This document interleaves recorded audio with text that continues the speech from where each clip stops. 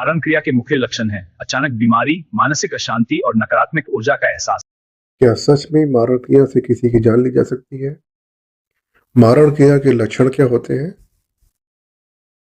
मेरे ऊपर 7 बार मारण प्रयोग किया। मारण क्रिया से बचने के लिए हमें क्या क्या उपाय करने चाहिए? जय श्री महाकाल, जय मां कामाख्या।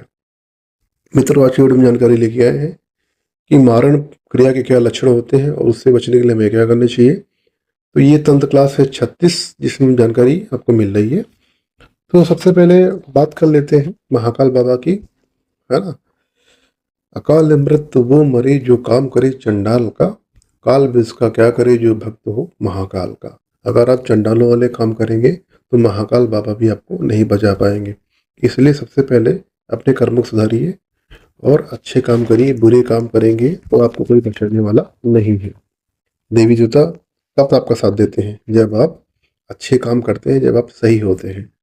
तो देवी देवता जब सही व्यक्ति का साथ देते हैं और गलत काम में लिप्त होंगे तो वो भी आपका साथ छोड़ देंगे। तो आपके मन में प्रश्न ये होगा कि मारना तो सभी को है, अगर मारण से मर भी गए तो क्या फर्क पड़ेगा? बिल्कुल फर्क पड़ेगा, क्योंकि मारण से क्या होता है, आप अकाल मृत्यु को प्राप्त होते हैं। अकाल मृत्यु प्राप्त होने के बाद आप प्रेत योनि में रखते रहेंगे और जो व्यक्ति प्रेत योनि में रहता है उसे मुक्ति नहीं मिलती है। तो ये बात हो गई। अब बात करते हैं कि मारण कब संभव होती है, मारण कब होती है, कब संभव होती है, और ये मारण कब पूरी तरह से काम करता है। जब आपके घर में कुल देवी कुल देवता की बिल्कुल भी पूजा नहीं होती है, तब मारण क्रिया पूर्ण रूप से सफल होती है और व्यक्ति की मृत्यु निश्चित हो जाती है। क्योंकि क्या होते हैं, जो हमारे घर के जो कुल देवी होते हैं, कुल देवता होते हैं, प्रथम संकट वही झेलते हैं। घर पे कोई मुसीबत आती है, कोई समस्या आती है, तो सबसे पहले वही रक्षा करते हैं, वो चाहे किसी प्रकार का भी प्रयोग क्यों ना हो।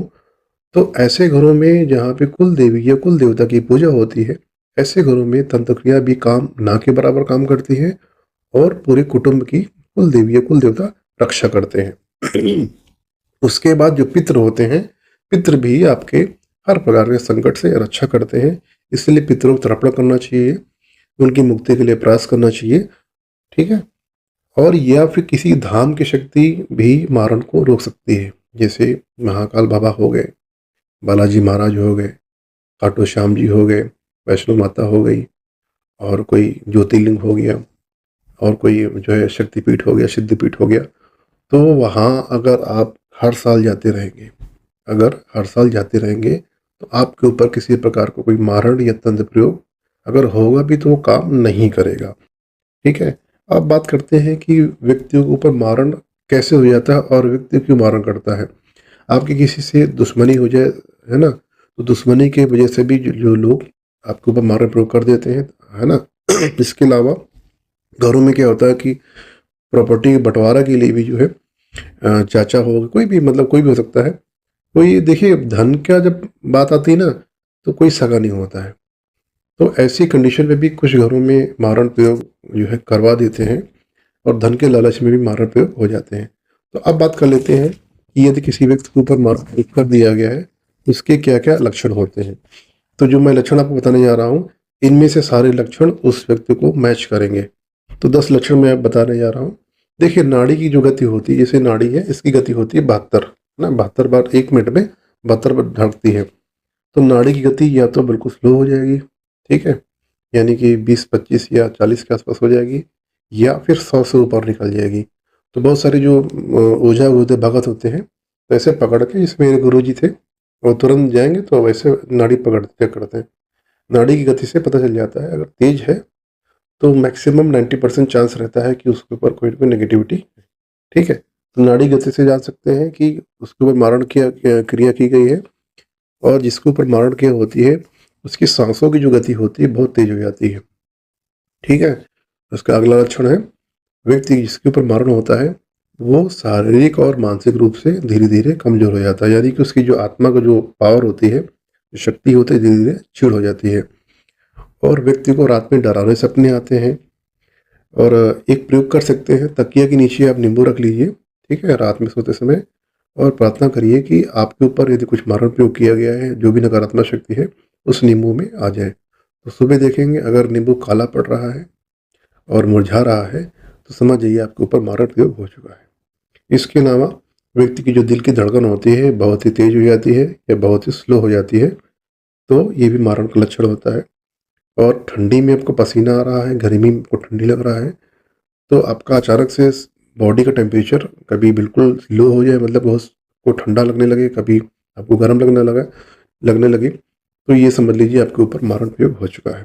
इसके अलावा जो है अमावस्या हो गया, पूर्णिमा हो गया, इस समय के प्रयोग बहुत सक्रिय होते हैं, यानी कि जो व्यक्ति के ऊपर तंत्र प्रयोग किया गया है, कुछ चीज़ है, नकारात्मक शक्ति है, वो पूरी तरह से हावी रहती है। वो व्यक्ति खेलता है, कूदता है, पैरानॉर्मल एक्टिविटी सबसे ज़्यादा अमावस्या की रात में और पूर्णिमा की रात में करता है, यानी कि फुल एक्सेस, यानी पूरी तरह से वो प्रेतात्मा उसको व्यक्ति को कंट्रोल कर लेती है। इसके अलावा जिसके ऊपर मारण प्रयोग होता है, वो व्यक्ति क्रोध से थर-थर काँपने लगता है। ठीक है? अगला लक्षण है कि व्यक्ति की मति भ्रम हो जाती है, उसको कहीं जाना है और कहीं पहुँच जाता है। उस व्यक्ति को हॉस्पिटल जाना था, वो शमशान घाट पहुँच गया, उसको कहीं जाना था और कहीं पहुँच गया। ये मारण क्रिया के लक्षण होते हैं। अब बात कर लेते हैं, तो जो है मारण क्रिया हो गई, इससे बचने के लिए हमें क्या करना चाहिए? इससे बचने के लिए हमें अपने कुल देवता की उपासना करनी चाहिए, उनकी पूजा करनी चाहिए। जिन घरों में कुल देवी, कुल देवता की पूजा होती है, वहाँ पे प्रयोग नहीं काम करता। अगला उपाय है, किसी भी देवी देवता का जो है आप नियमित रूप से सेवा करिए, तो नियमित रूप से सेवा करेंगे तो मारण ना के बराबर काम करेगा। और किसी धाम में अगर आपने अर्जी लगा दिया, जैसे आपको लगा कि आपको मारण हो गया, तो किसी धाम पे अपने अर्जी लगा दिया, तो उससे भी मारण रुक जाता है। ये मेरे पास केस था 6 साल पहले का। तो एक महिला ने अर्जी लगा दी थी, मारण जो है किसी व्यक्ति मतलब दंड दोषी था, उसको मरना था, उसको बचा लिया।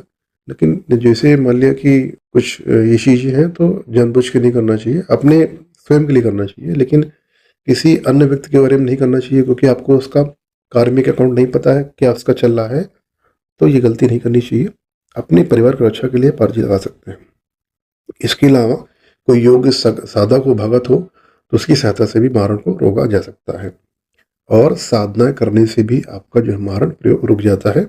इसके अलावा जो व्यक्ति 3 साल तक लगातार मंदिर जाता है, उसके ऊपर मारण काम ही नहीं करता। ये निश्चित बात समझ लीजिए। एक बार मैं फिर रिपीट कर देता हूँ, जो भी व्यक्ति 3 साल तक किसी भी देवी देवता के मंदिर में लगातार जाता है, सेवा करता है, उसके ऊपर मारण प्रयोग नहीं करेगा काम, क्योंकि जिस मंदिर में जा रहा है, उस मंदिर में या तो कोई देवता होगा, कोई देवी होगा, मारण से पहले वो खड़ा हो जाएगा रक्षा करने के लिए। तो ये थे उपाय कि मारण क्या होता है, इसके लक्षण क्या होते हैं, उपाय क्या होते हैं।